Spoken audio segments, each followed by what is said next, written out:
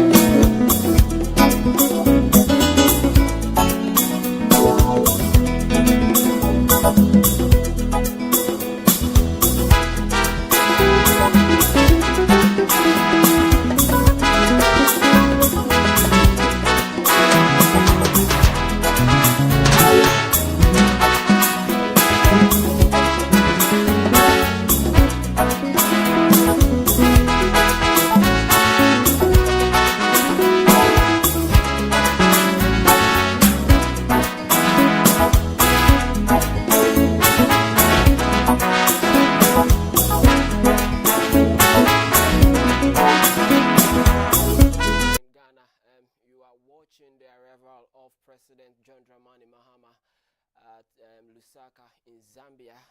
He is on a 3-day tour in the country, or visit in the country. And so that on your screen is President John Dramani Mahama, who will be coming out of the plane. What you're seeing is a ceremonial welcome which is being held for him at the Kenneth Kaunda International Airport, bringing together the Zambia president, members of the diplomatic corps, senior government officials from Ghana and Zambia. And so we are likely to see some cultural performances which we will preview to you for you to have a feel of the arrival of President John Dramani Mahama in Zambia at the moment. You know that this visit is also coming, following his visit to Dubai. Remember some 2 days ago that he departed the country to Dubai to give a profound statement, making statements for African countries having a permanent seat in the global stage. And so this is another visit that we looking for President Mahama talking about. He is in Zambia at the moment, and so you expect that he continue the good works that he's doing for Ghana and other African countries, or African countries being a major icon for Africa. And so that is him. He has touched grounds in Zambia, and we expect him that he will continue from today his 3 days visit. A lot of itineraries lined up for him in Zambia. Of course, before he returns, we are going to hear good news, and we are going to know, you get to know that President Mahama, as usual of him, will give us what we are expecting, the speeches that will make Ghana and of course Africa great. And so on your screen is the arrival of Ghana's President John Dramani Mahama in there, and the airport I made mention is the Kenneth Kaunda International Airport. So this is a brief ceremony for his arrival. Now, a major highlight of the visit will be that President Mahama is expected to address the National Assembly of Zambia, where he is also anticipated to outline Ghana's vision for a more integrated and prosperous Africa. That is what we've known him for ever since he assumed office, ensuring that Africa grows together with Ghana. The Accra Reset, which of course gave him that prestige position on Davis, actually lists powerful president in Africa. This is the national anthem used to welcome President Mahama. Let's do enjoy that.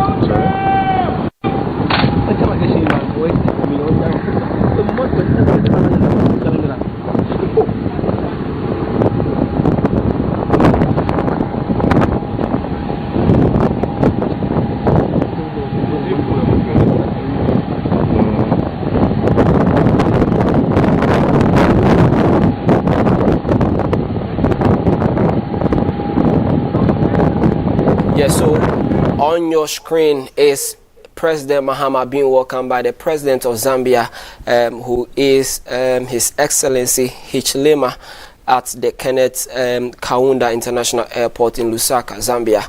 And so this is the guard of honor for our president for his visit to the country. Of course, you know that he's going to champion the African development together with the Accra Reset, which he has been championing over the years. And so that is our president in our traditional way. So beautiful, well put together in there, taking the steps on the red carpet. So he's being guided to take the salute of the military and salute and then inspect them. So that is he in your shot, as you do enjoy the visit to Zambia at the moment. So President Mahama, you know, didn't go alone. He's been accompanied by his wife, the First Lady Lodina Dramani Mahama. So you'll be of known. And also at the airport to welcome President Mahama is Madame Elizabeth Nyantechi, Ghana's High Commissioner to Zambia. During the 3-day state visit, President Mahama will hold bilateral talks with President Hichilema on matters of mutual interest, including strengthening diplomatic relations, enhancing trade and investment cooperation, and exploring collaborative opportunities within the framework of African Continental Free Trade Area, which is the AfTA. He is expected to lay a wreath at the Embassy Park in Lusaka in honor of the Southern African nations' fallen heroes. A key highlight of the visit will be an address to the National Assembly of Zambia, where he is expected to share Ghana's vision for a more integrated and prosperous Africa. President Mahama will also meet with members of the Ghanaian community in Lusaka to interact with compatriots living and working in Zambia. There will also be a Ghana-Zambia business dialogue co-chaired by President Mahama and President of Zambia. In the dialogue will provide a platform for Ghana to showcase its digital technologies and fintech services to Zambia businesses and government institutions, fostering economic partnerships and knowledge exchange between the two countries in there. So President Mahama's state visit to Zambia underscores his unwavering commitment to his vision of Africa that is seamlessly connected through enhanced transport infrastructure, expanded trade linkages, and the free movement of people and goods. So our president's delegation include the executive secretary of the president, Dr. Callistus Mahama, presidential advisor and special aide to the president, Mrs. Joa Ba Mukhtar. So you know that this team will give you the best. So this is what you are watching at the moment. Our president's recognizable face.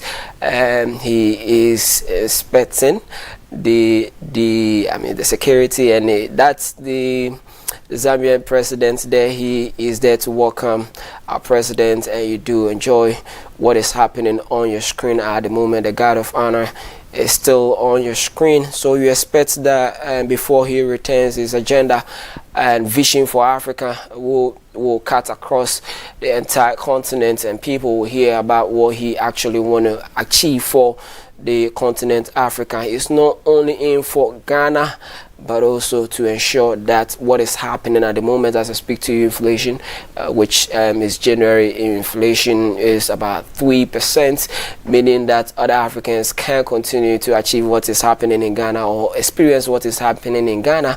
But if that will happen, you need more of cooperation, and that is what he's embarking on. He's spoken about the fact that there will be a fintech talk, so the digital aspect that we experience in Ghana will happen. Let's enjoy what's happening on your screen at the moment. You still come back to you at the moment.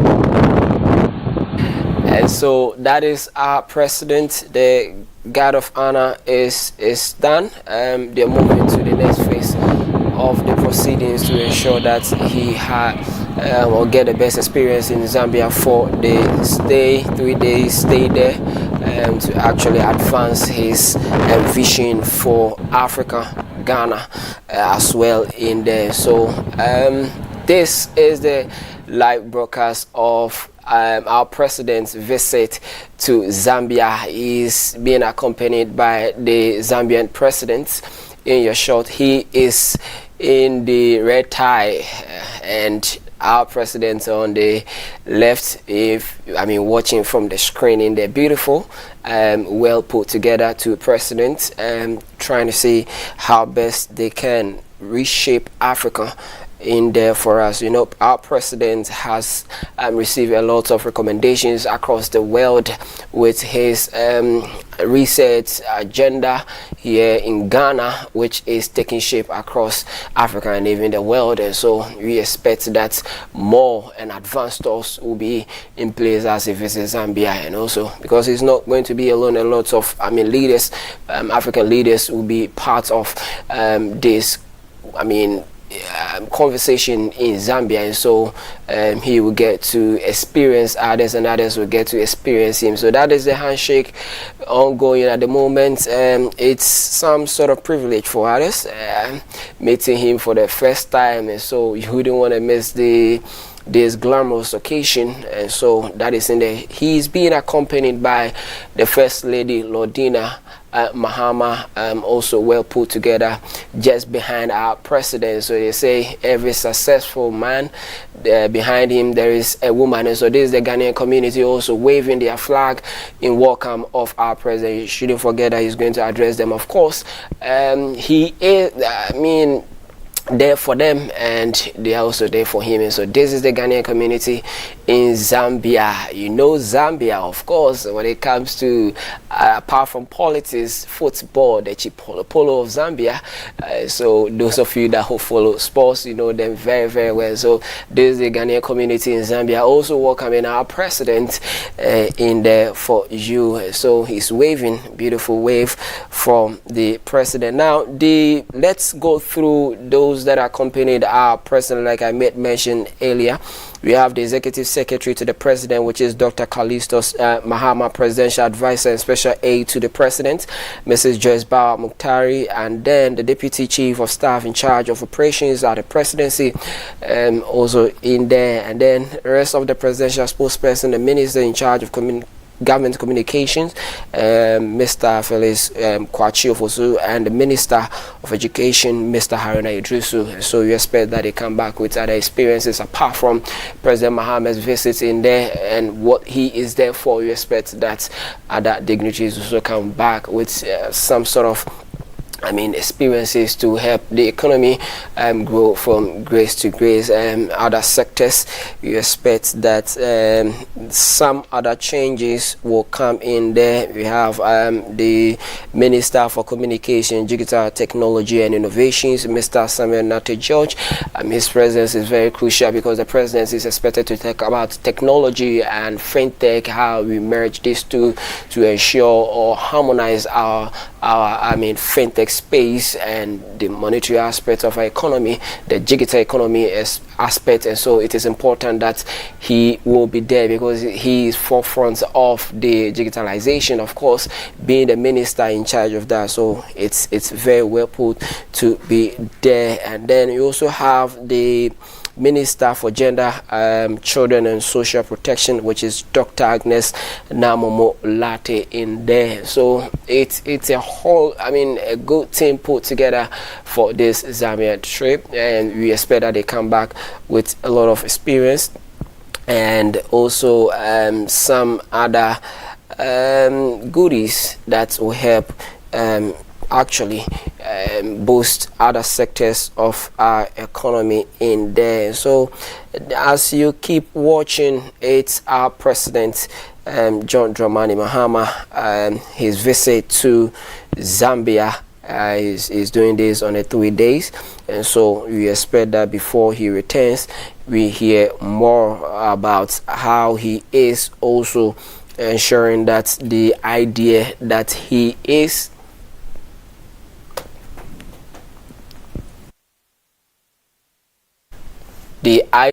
that President Mahama is actually transforming the economy in Ghana, cut across other African countries in there. So we are expecting that presentation of the Zambian senior government officials to His Excellency John Dramani Mahama, President of our Republic.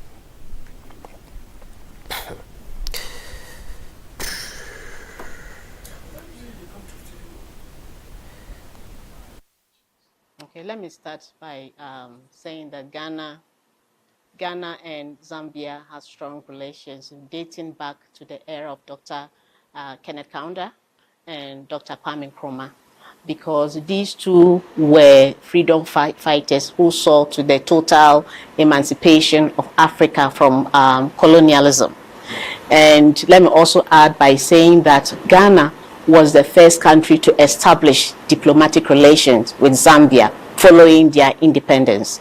And so this visit goes a long way, going a long way to further strengthen the bond of relation between the two countries. Now, coming to the current state visit, it's going to, we are going to sign some MOUs in the area of bilateral air service agreements, in the area of visa waiver. Visa waiver is very important because the two countries have very little trade between them, and so it's going to improve movement of persons between the two countries. We are also going to sign MOU in the area of health, start several MOUs. So these MOUs will further strengthen the relation between the two countries, because we are going to then move to the... Ladies and gentlemen, this is our live broadcast of President Mahama's 3 days visit to Zambia, and so we pray that it becomes successful, as he has already arrived in the country to ensure that these ideologies that he has for Ghana and Africa is being put out there for the other African countries to hear of it and then move along with the Accra Reset and the